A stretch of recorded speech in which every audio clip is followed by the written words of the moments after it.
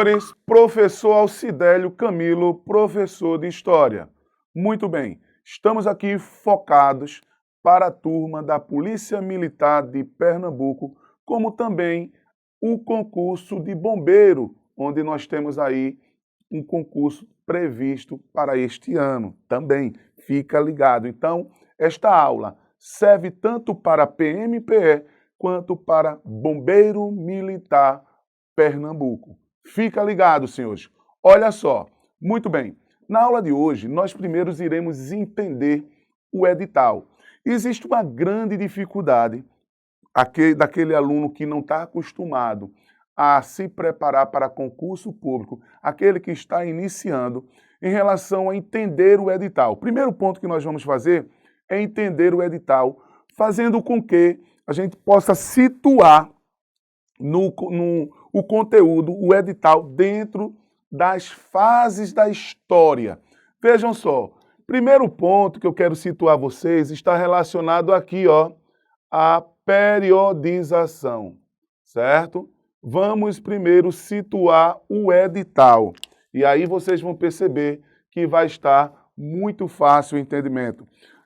Uma grande dificuldade, por exemplo, é você situar os fatos históricos. Qual o período da história que ocorreu, por exemplo, a Confederação do Equador, a Revolução Praieira, a Revolução Pernambucana de 1817, o período da invasão holandesa, a Guerra dos Mascates. Então, isso aí a gente vai situar. Eu vou identificar a vocês o período que corresponde àquele fato histórico, facilitando a sua vida. Muito bem. O primeiro ponto a ser destacado é a pré-história, certo? Olha só, a pré-história, ok? A pré-história que ele pede lá é a pré-história de Pernambuco, mas nós iremos situar, vamos pegar a pré-história do Brasil, certo? E delimitar Pernambuco, que é o nosso foco, ok? Nós temos aqui o período conhecido como pré-colonial.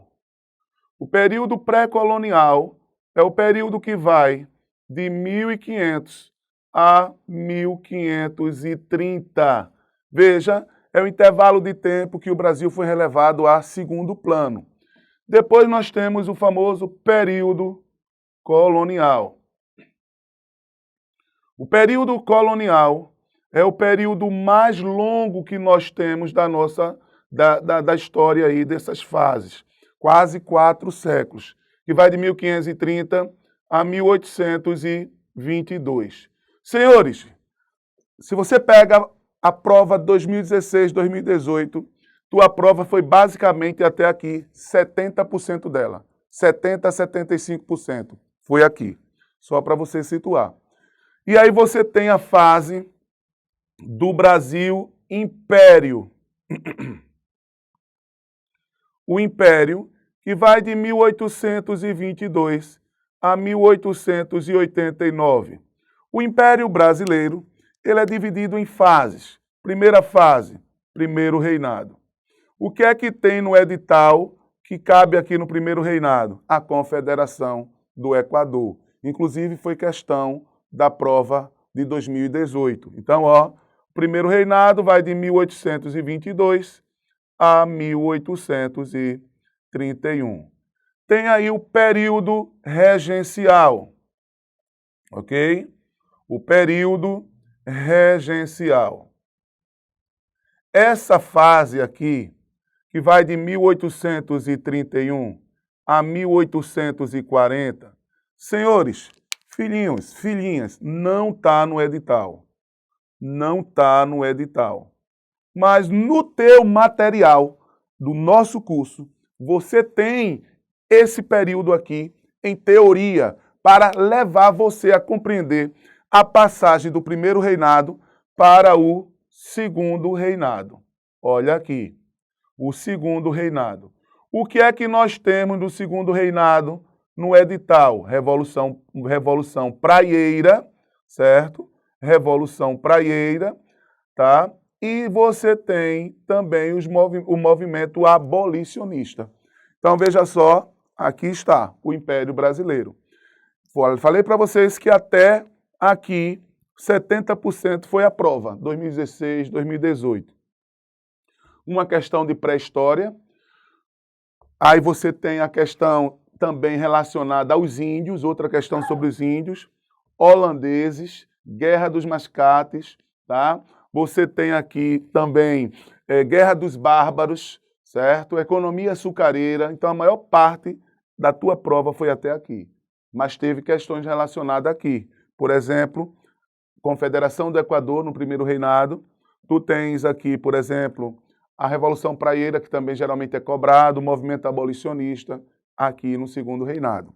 Com a proclamação da República, tem início uma nova fase, a República Brasileira.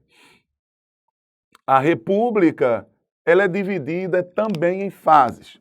Tu tem, por exemplo, a República Velha, tá? A República Velha.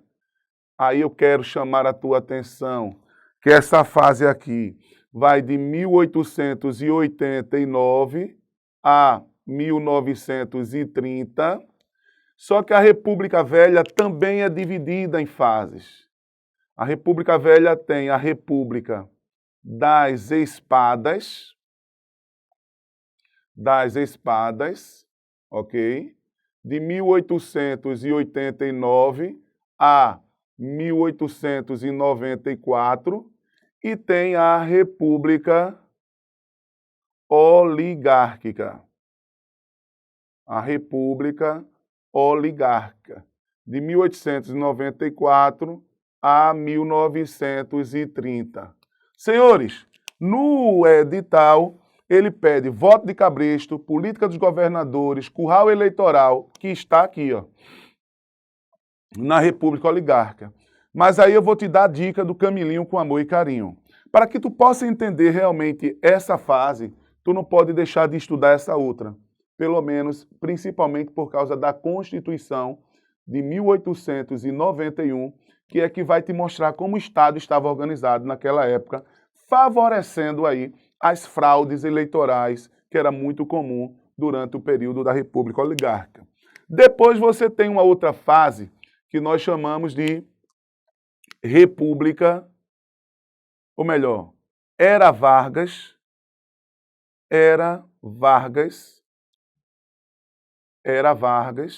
de 1930 a 1945. Senhores, a Era Vargas, ela é dividida também em fases. Tu tem aqui o governo provisório, tá certo? O governo provisório, que vai de 1930 a 1934. Tu tens o governo constitucional, tá?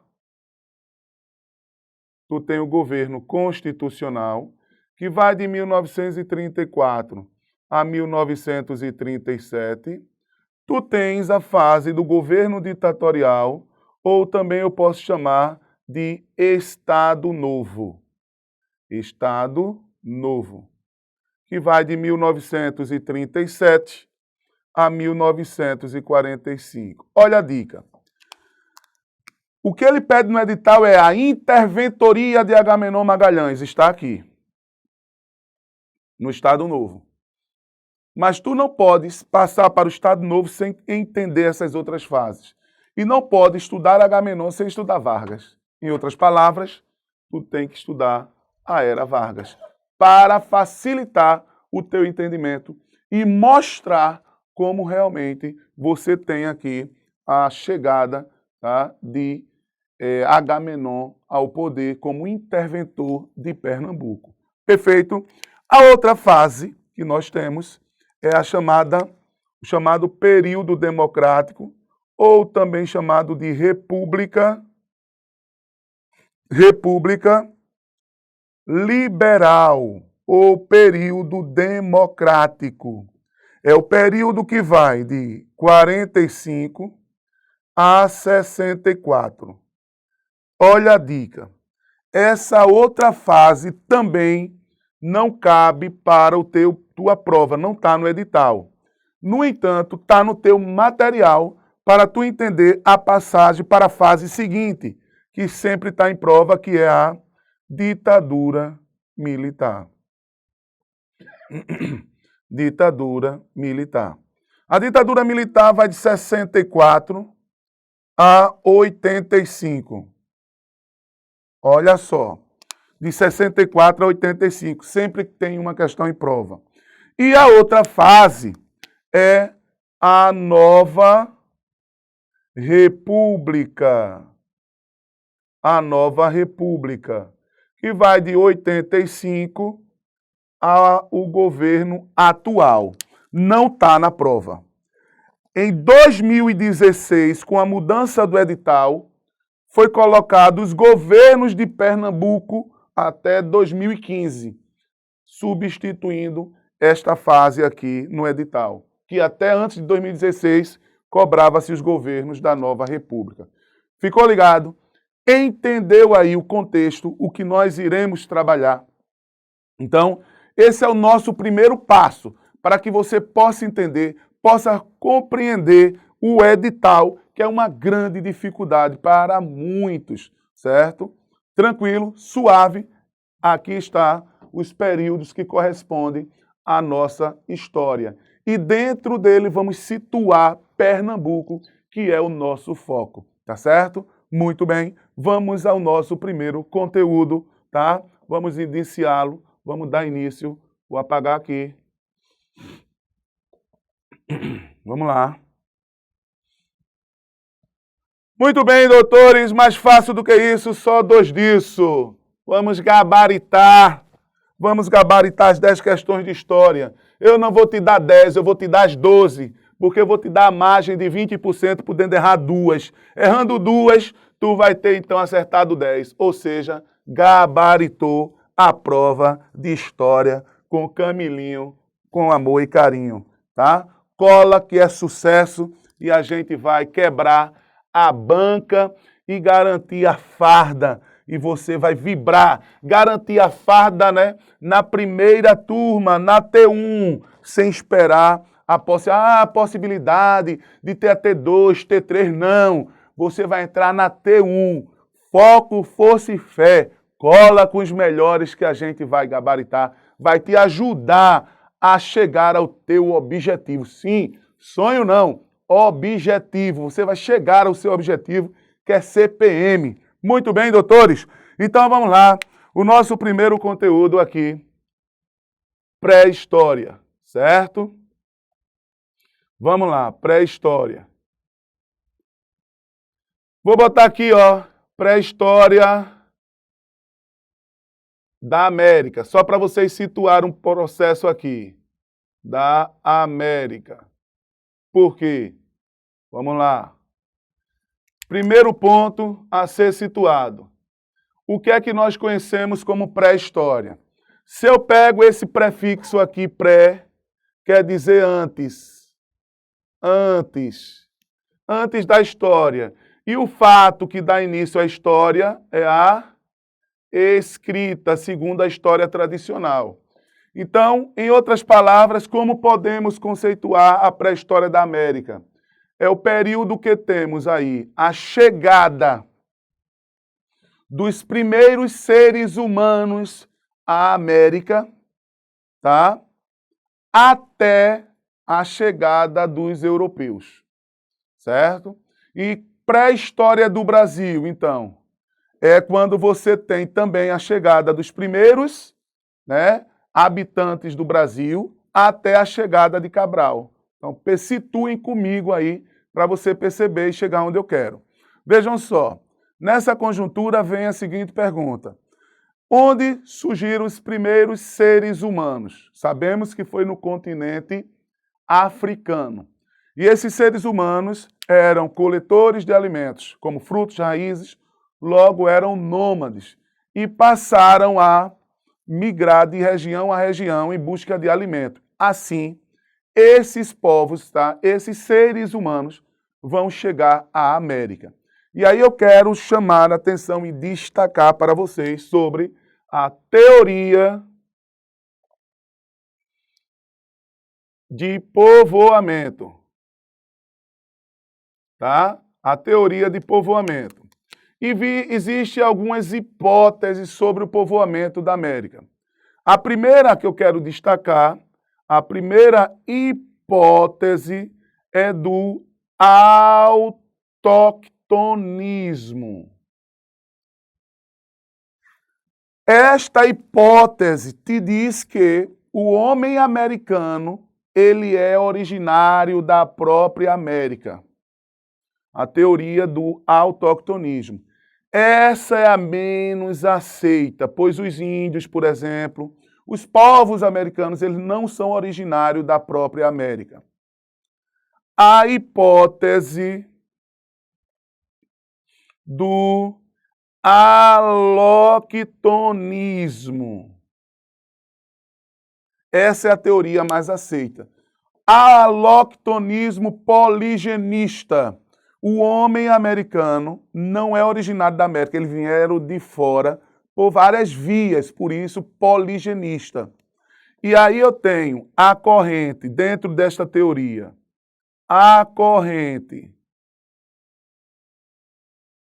asiática, que fala de Clovis, tá? No Novo México, que defende a tese que o homem chegou à América pelo famoso Estreito de Bering, tá? Então, entrando pela América do Norte e depois desce Central e Sul. E temos a corrente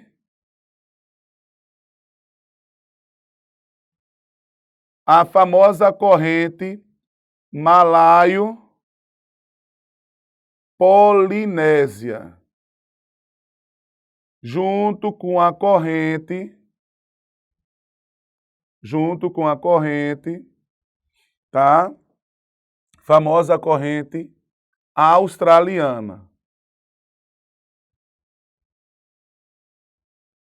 Essas duas correntes aqui, elas são marítimas, que fala que o homem vieram, né, os primeiros seres humanos à América por via marítima, em pequenas embarcações. Quais são as provas, professor, que nós temos? São os vestígios arqueológicos. Professor Camilo, o que significa vestígio arqueológico? Eu não entendo. São vestígios deixados pelas famosas comunidades pré-existentes, tá? E vão deixar no que nós conhecemos como sítios arqueológicos. Exemplos de vestígios: pintura rupestre, utensílios domésticos, instrumentos, tá? Nós podemos citar aí, por exemplo, os famosos instrumentos fabricados por estes homens pré-históricos, instrumentos de pedra lascada, de ossos de animais. Nós temos os fósseis encontrados através dos arqueólogos, dos paleontólogos, não é? Que vão interpretar como essas comunidades provavelmente viviam. Por que eu digo provavelmente? Porque não são documentos escritos, tá? São documentos, são vestígios deixados por eles. E nesta época os homens pré-históricos, eles eram povos ágrafos. Eles não tinham o conhecimento da escrita. Perfeito, doutores? Muito bem.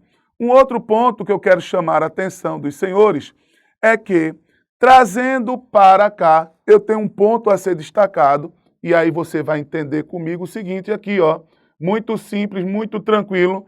Olha só, doutores, é a questão das fases da pré-história.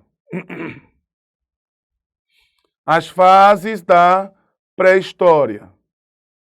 E aí a gente vai situar alguns pontos importantes. Por exemplo, você tem aqui a fase do Paleoíndio. Esta fase pode ser chamada de Paleolítico também, tá? Ou Idade da Pedra Lascada. Você tem a fase do Neoíndio ou neolítico, ou também eu posso chamar de período aqui, essa fase de arcaico. E temos a fase formativo. Ó, paleoíndio, arcaico e formativo. Tá certo?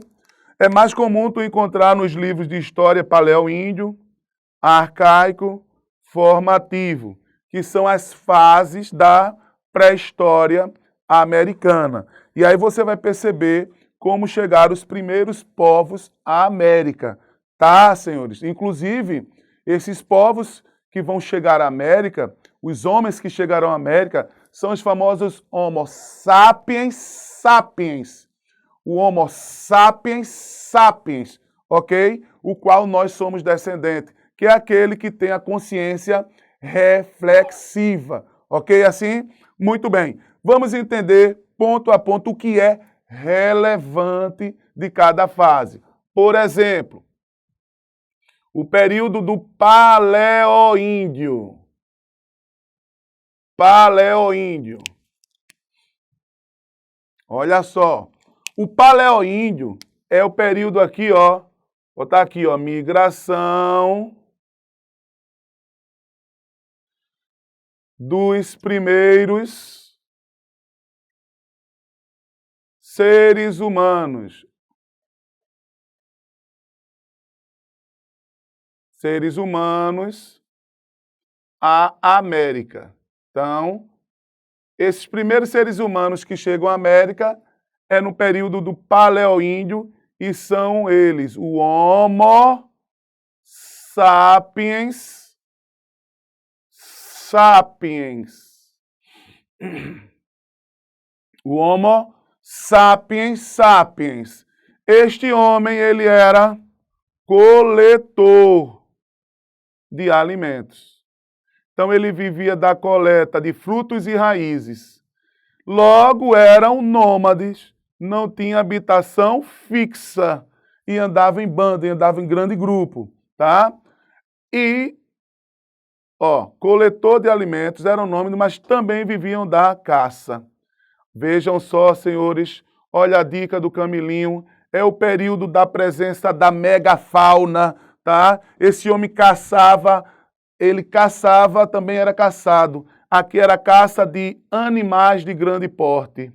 Animais de grande porte, como o mamute, a preguiça gigante, tá? Então, caça de animais de grande porte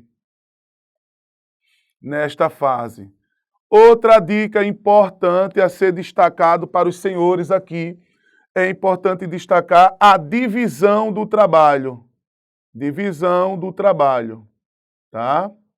Divisão do trabalho com base no gênero, tá certo? Com base no gênero. E aí, nesse período, o homem habitava o quê? Habitavam as cavernas, grutas.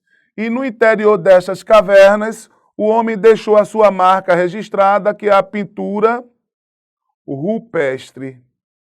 Rupestre. Doutores, olha a dica do Camilinho com amor e carinho. Se eu pego aqui rupestre, rupestre vem do latim rupes, que é igual a rochas. Que é igual a rochas. São pinturas feitas no interior, né, das cavernas, nas rochas. Olha só, vem a dica do Camilinho, questão de prova. Olha lá. A pintura rupestre ela é dividida em tradição agreste, tradição agreste, tradição nordeste.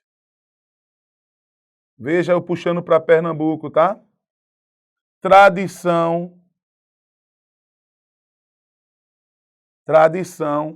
Itacoatira ou Itacoatiara. Olha lá, Pernambuco, nós temos aqui, ó, a grande quantidade da tradição agreste. O Vale do Catimbau, onde nós podemos citar o sítio arqueológico da Alcobaça. Olha aí. Onde a tradição agreste, o que é característica dessa tradição, professor? Nós temos, por exemplo, a pintura, né? Agreste você encontra a cena, animais sendo retratados, só o animal. Você tem só o homem, o ser humano sendo retratado. É muito comum você perceber homens com os braços abertos, não é? Onde o contorno é um contorno mais grosseiro, tá? Da pintura, da tradição agreste, mas também você encontra na tradição agreste a mão sendo retratada em positivo, a mão em negativo. É importante destacar.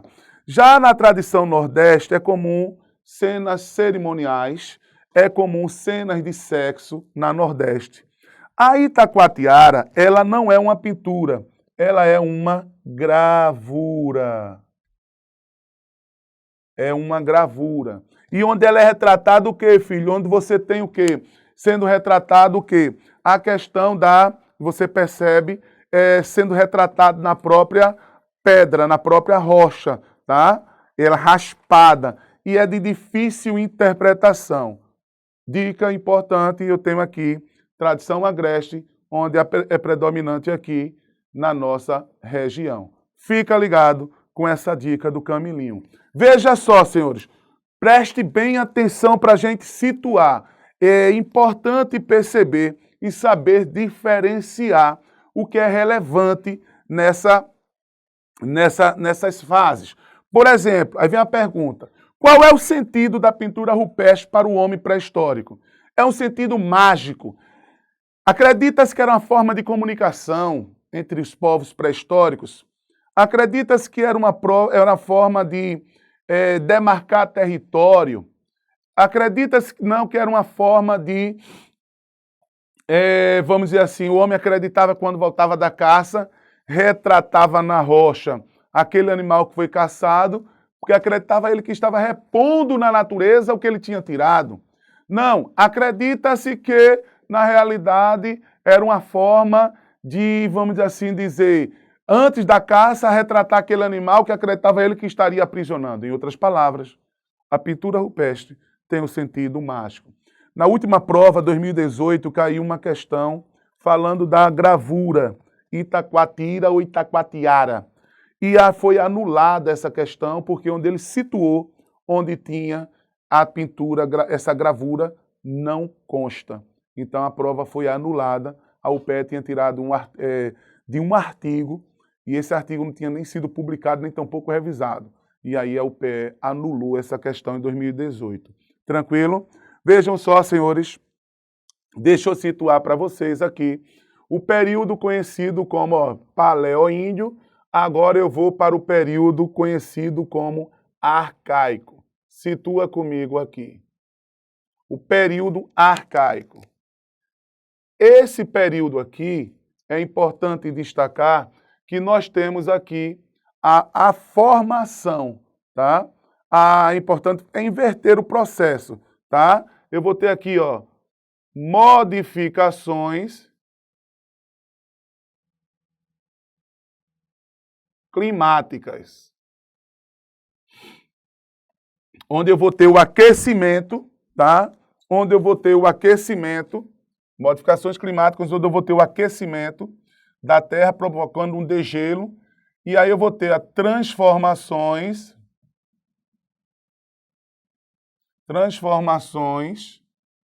tá? Transformações na fauna e flora, tá? Isso vai levar ao cultivo das primeiras plantas,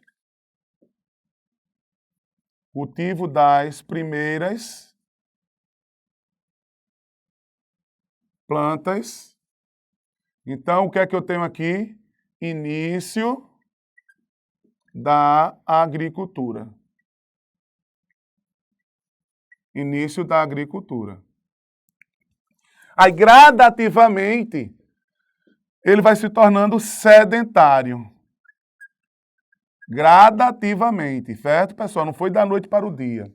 Você tem aqui também um outro ponto, é a caça. Caça de animais de pequeno porte. De pequeno porte. Certo? Caça de animais de pequeno porte. E aí eu boto uma dica aqui. Uma observação importante. É nesse período que eu tenho a adoção da agricultura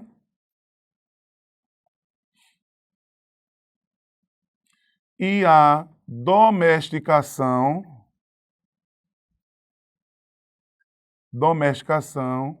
de animais. E aí você percebe o processo de sedentarização, que nós chamamos de revolução agrícola ou revolução neolítica, tá? Essa fase.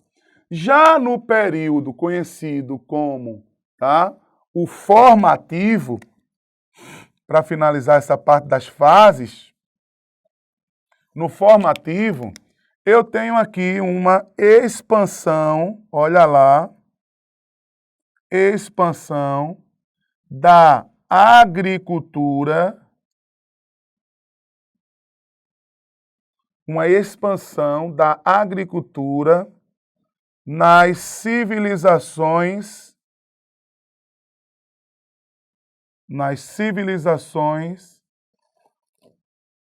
da América. Olha lá, incas, maias, astecas, tá?